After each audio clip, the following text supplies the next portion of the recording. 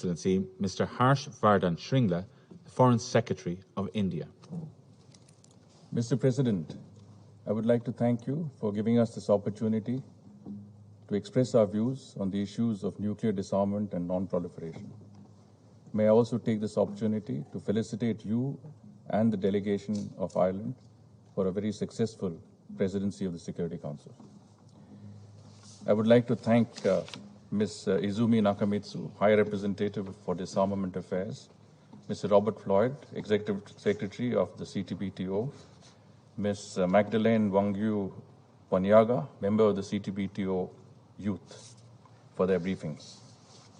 Mr. President, India has played a leading role in global efforts towards nuclear disarmament. India was the first country to call for a ban on nuclear testing in 1954 and a non-discriminatory treaty on the non-proliferation of nuclear weapons, as distinct from non-dissemination in 1965. India is committed to the goal of a nuclear weapons-free world and the complete elimination of nuclear weapons, consistent with the highest priority accorded to nuclear disarmament by the final document of the first special session of the UN General Assembly on disarmament.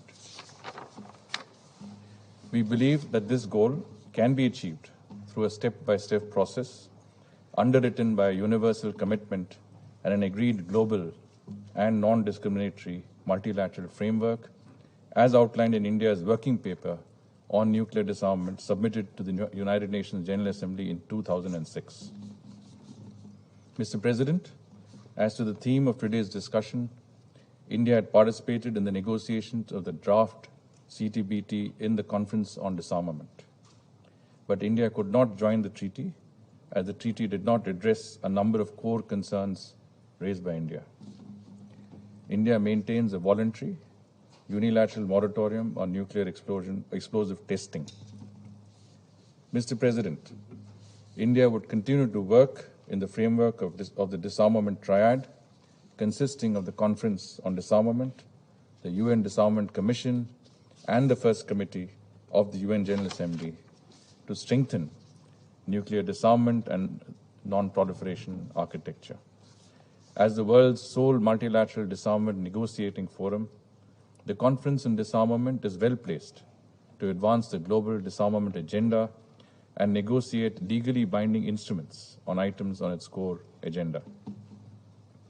Without prejudice to the priority we attach to nuclear disarmament, India has expressed its readiness to support the commencement of negotiations on a fissile material cut-off treaty in the Conference on Disarmament on the basis of the mandate contained in CD/1299. In this context, India has also participated in the work of the group of governmental experts on FMCT and the high-level preparatory group on FMCT.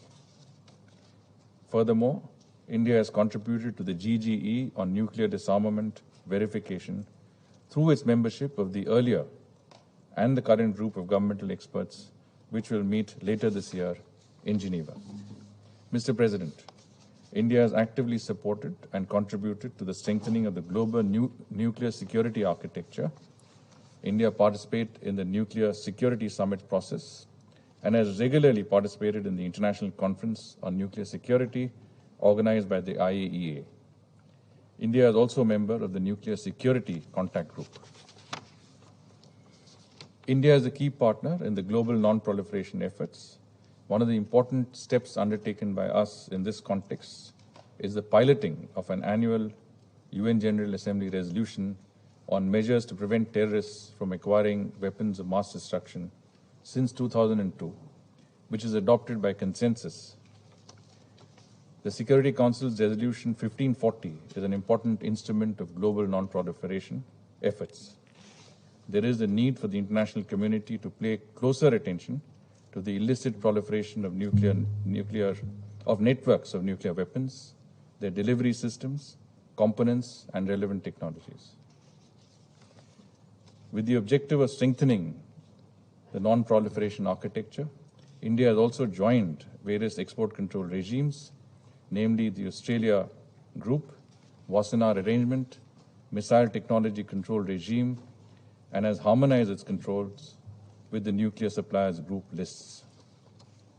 We hope that the international community will continue to work towards realizing our collective aspiration for a nuclear weapons-free world. In closing, I would like to recognize the efforts of the UN Secretariat and the UN Office of Disarmament Affairs towards the goal of a nuclear weapons-free world. I thank you, Mr. President. I thank His Excellency Mr. Shringla for his statement.